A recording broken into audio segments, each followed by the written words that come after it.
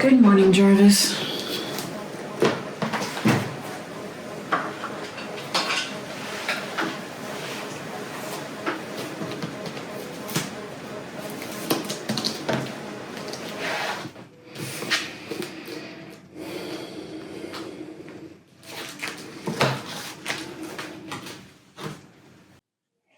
Welcome back.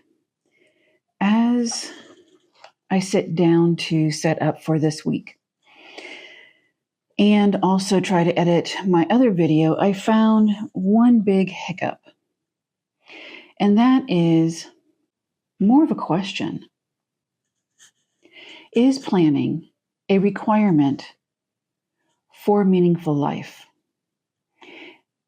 That is something that honestly is your decision. Memory keeping for me helps so I don't forget things. And I will be, in 2 months, I'll be 57. And believe me, I've been forgetting things for years. But planning really isn't for everybody. Memory keeping isn't for everybody. Dot journaling, junk journaling, all of this, the whole community, it isn't for everybody. And the thing is, you shouldn't be forcing yourself to make it part of your life. If it's just not the puzzle piece that works in your puzzle design, if it's that puzzle piece that you kind of want to hide under the couch or accidentally throw it in the trash can because you don't want to have to try to fit it into the puzzle piece. To be honest, it took me probably 2 years before I was able to actually get into some sort of rhythm. Steve, my husband, has been trying to do this, oh goodness, for 3 years now. And it's not that he doesn't want to do this. I think he would love to be able to do that type of thing. This works for me because I have a lot of organizational OCD tendencies.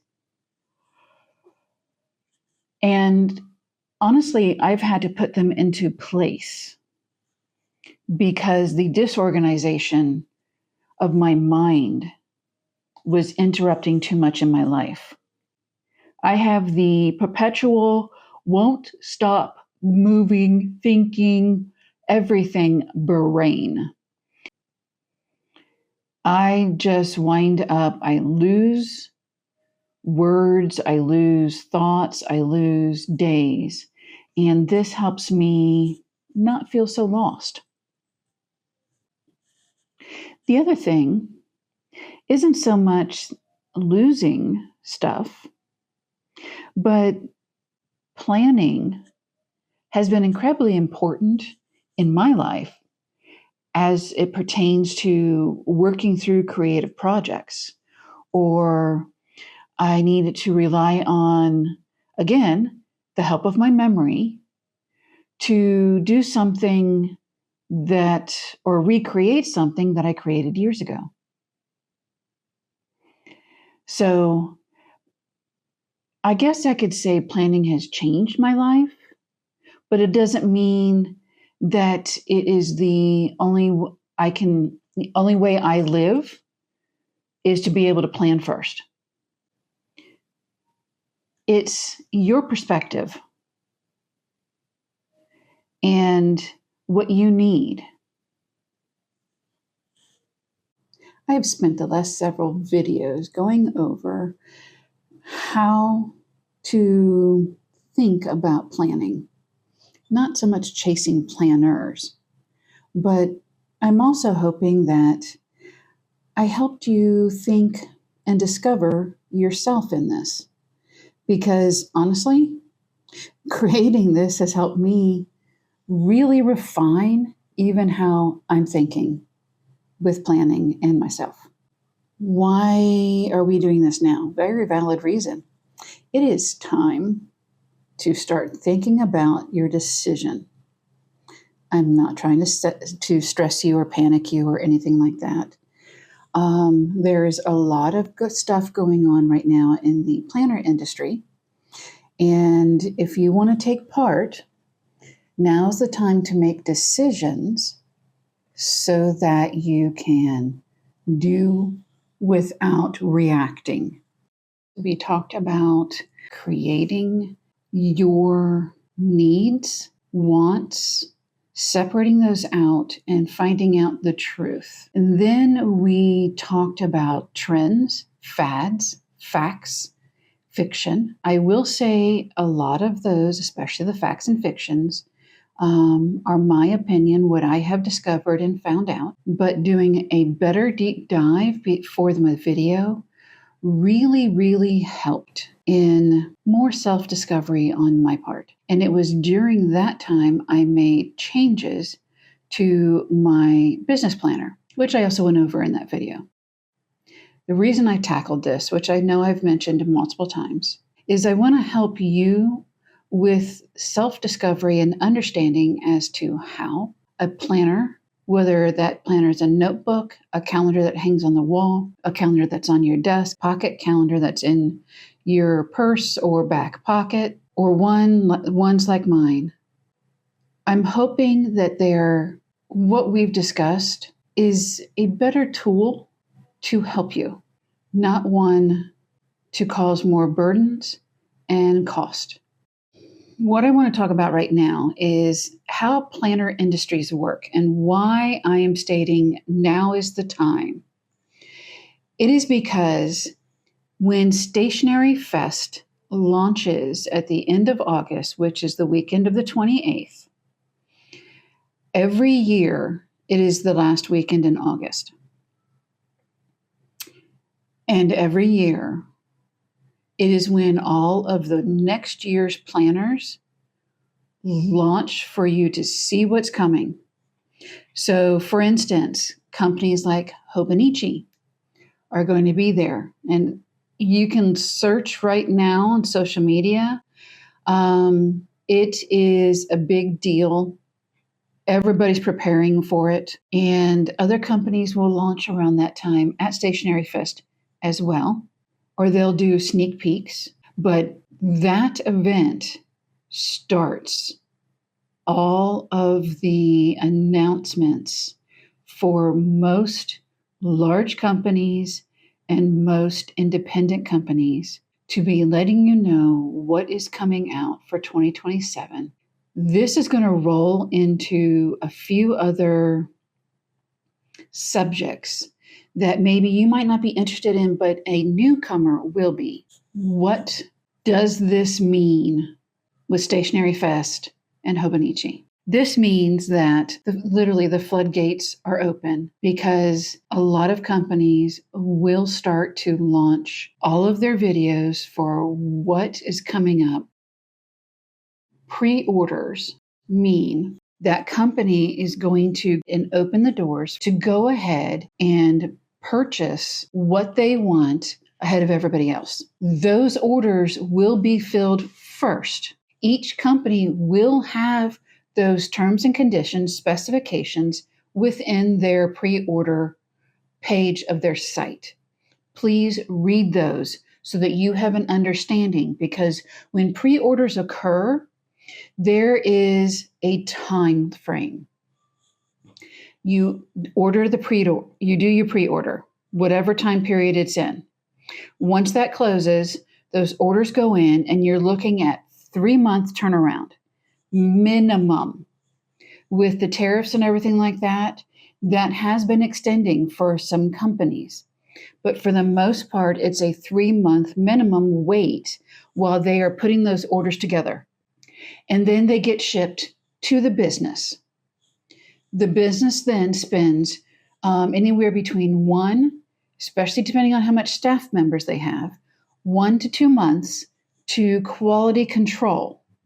Just think how many hours is it going to be put into, say, for example, 1,000 orders, all with different specifications, and one person has to quality control them. They're not going to get that done in a week, especially since if there's problems, because then that has to be taken up with the manufacturer for that to be fixed. And then the pre-orders are then packaged with the business information and packaging and then sent to you. So right now we're already talking a minimum of 5 months from the time of the pre-order close for you to get the product. That is why this starts in August. I do know that there is a company, at least one that I know of, that tried the pre-order and it just made everything a fiasco. So they are now just buying stock. They're going off of the previous year's sales, purchasing from those sales the new year, and then if they have to get more, they get more. And of course, in those situations, notifications will go out when new stock comes in. Limited prints. What does this mean? So there are companies, again, I'm going to go back to Hobonichi, that they will work with artists to create a new look for the coming year. And in that new look, they're going to do a limited edition print run of a specific design. Now, Hobonichi is large enough that they really don't need to do a limited edition. A medium-sized company is not going to be able to guarantee a limited edition sale to sell out. So they will do a limited edition sale within a certain time period. It could be set up as a pre-order, or they already have it in stock. And when it's sold out, it's sold out. When companies sell out of their books, they can choose whether to restock it. When distributors sell out, they can choose to repurchase and restock. Also, there are companies that may do quarterly restocks or quarterly pre-orders. I recommend highly, if you want something, to make sure to sign up for the email list when something comes back in stock. It may never. I've had situations where I put in, and lo and behold, the business doing inventory comes across a box that they didn't know had not been listed in their inventory, or that they thought had been sold and it was still sitting there. And you can get notified that we have some. Do you want this? It is going to sell out soon once we put this up on our site. I do want to reiterate one more time, make sure that you have read the terms and conditions and description of each of your orders so that there's no miscommunication or confusion whatsoever. I will give you an example of something I just recently did. I ordered some pet tape from a company, an independent company, and I thought the pet tape was pre-cut design. When I got it in, I noticed it's not. I'm like, interesting. But I didn't get mad and blame the company. I was like, oh, I must have missed something while I was reading. So I went back to the order, clicked on the item that was in the order, not what they have in stock, what's in the order that I ordered. And lo and behold, the pet tape that I ordered was a B roll, meaning I missed the A roll stock. So this is the B roll. And it has in there in bright red letters, not pre-cut. I didn't read. Am I sending it back? No, I still want it. I still think it's adorable. I still am going to use it. It's just going to take me a little extra time. But read. Take an extra moment, because planner stuff is not cheap. That's why I'm explaining all of this to you now, before we get full headlong into this. The next few months are going to be crazy, and you're going to find yourself jumping on the bandwagon of, oh my gosh, and that's not what I want for you, okay? I was not going to go the bandwagon of what I've seen so many other planners do on content creators, because something comes out and, oh, I got to jump on the bandwagon and purchase that so I can show how to use it. And then it sits on the shelf. No, I don't have loads and loads of money.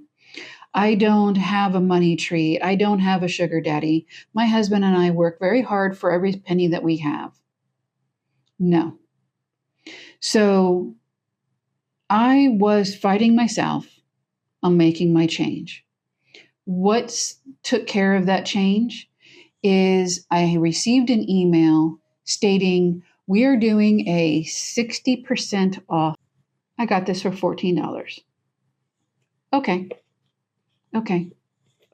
I have no problem changing, because I found that doing an A5 notebook for work, I did not enjoy getting into it, but I enjoy getting into and working in my N1, which is a traveler's notebook, personal size. It's a little larger than a half size A5. But I am going to continue to use my A5 to write out notes and everything that I need for doing videos. So it's not going to waste. And let me mention something about the money aspect of this. Making your own coffee and leave Starbucks out of this, or Dunkin' Donuts out of this, or whichever company you go through, and save that $12. And I mean, come on. Are you just going to get a coffee? Really? Save that $12, put it in an envelope with it marked new planner. And you'll be amazed at how quickly you will raise money for your new planners. And then when it's time to make your purchase, maybe getting something extra is okay, because maybe you just spent an extra $20, but you already had the $100 in there. Give yourself that availability so that you're not panicking. So to end, what is the goal right now?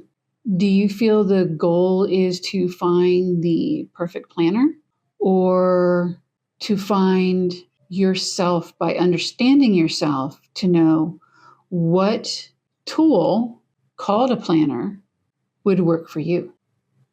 There is one thing I did not touch on, and that is authenticity.